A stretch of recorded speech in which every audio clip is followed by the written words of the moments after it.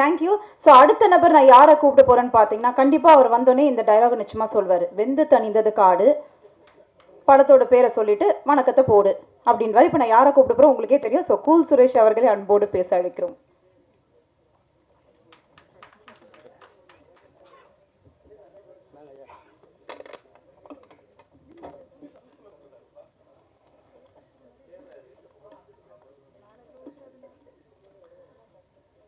மேடையில் அமர்ந்திருக்கும் அனைவருக்கும் வணக்கம். பத்திரிகை நண்பர்கள், ஊடக நண்பர்கள், இணையதள நண்பர்கள் அனைவருக்கும் வணக்கம். முக்கியமாக டைரக்டர் ஆனந்த் சாருக்கு வணக்கம். அவருக்கு பக்கத்துணையாக இருந்த இயக்குனர் Chella sir, Gopi sir, manager Senthil sir, cameramens, assistant director எல்லாருக்கும் வணக்கம். மேடையில் பேசி கைத்தட்டல் வாங்குகிற அளவுக்கு நான் பெரிய பேச்சாளர் இல்லை, அதனால் தயவு செஞ்சு நீங்களே ஒரு தடவை கைத்தட்டிடுங்க. என்ன சார் பண்ணுறது?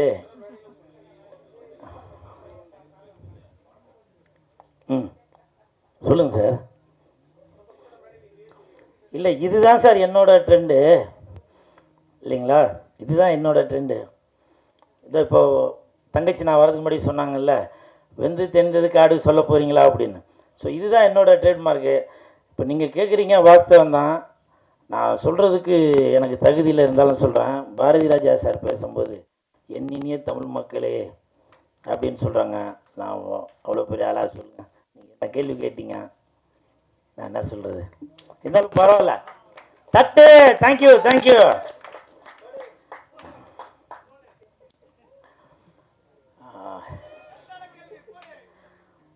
இல்லை அப்படிலாம் இல்லைப்பா, எப்போவுமே நான் அவங்களுக்கு கீழே தான்.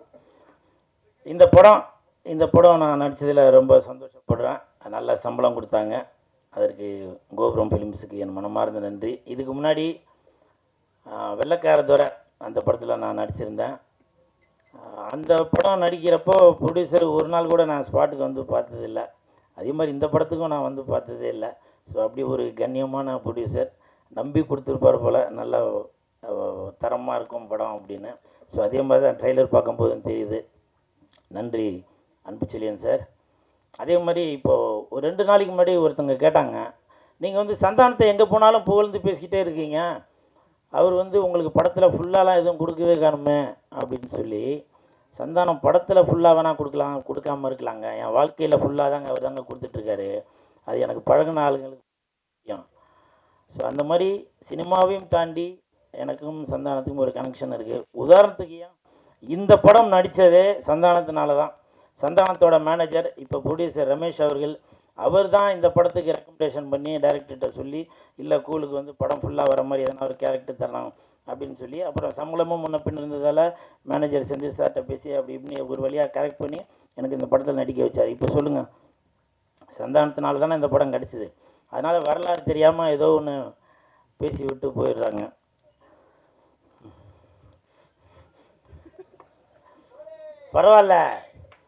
பரவாயில்ல இமான் சார்.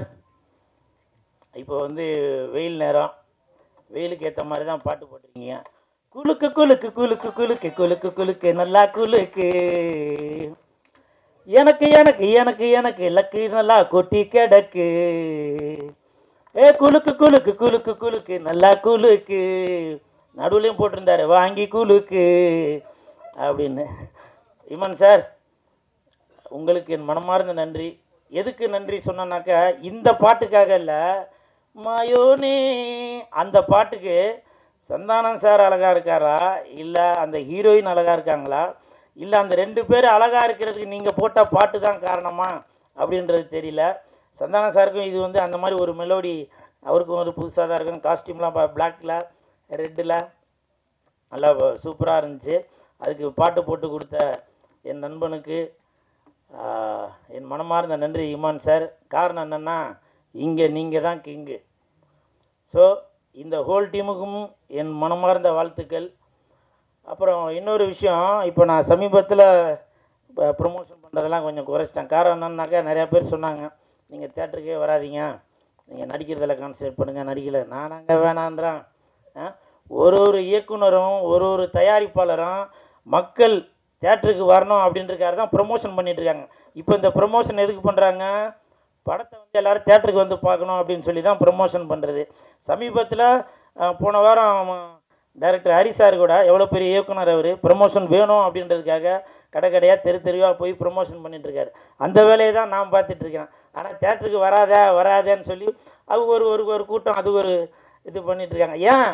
நான் சினிமாவை லவ் பண்ணுறதால தான், சினிமாவுக்கு சப்போர்ட் பண்ணுறதால தான் நான் ஏதோ ஒரு ரூட்டில் போய் மக்களை வந்து உள்ளே கவர் பண்ணணும் அப்படின்ற ஒரு எண்ணத்தில் தான் நான் அந்த வேலை பார்த்துட்ருக்கேன். அதுக்கு சில தடங்கல்கள் இருந்தாலும் பரவாயில்ல.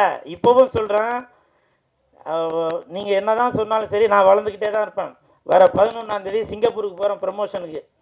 புரியுதுங்களா? தட்டு, இது என்னுடைய வளர்ச்சி. இது புரியுதுங்களா? நீங்கள் என்ன தான் என்னை தட்டி இது பண்ணாலும் வர 11ஆம் சிங்கப்பூரில் உள்ள படத்துக்கு நான் இங்கேருந்து அவங்களே என்னை ஃப்ளைட் போட்டு கூட்டிகிட்டு போய் நான் அங்கே போய் ப்ரமோஷனுக்கு போகிறேன். ஸோ அதனால் யாரோட வளர்ச்சியும் யாரும் தடுக்கவே முடியாது. ஆண்டவன் தடுக்கிறத யாராலையும் கொடுக்க முடியாது.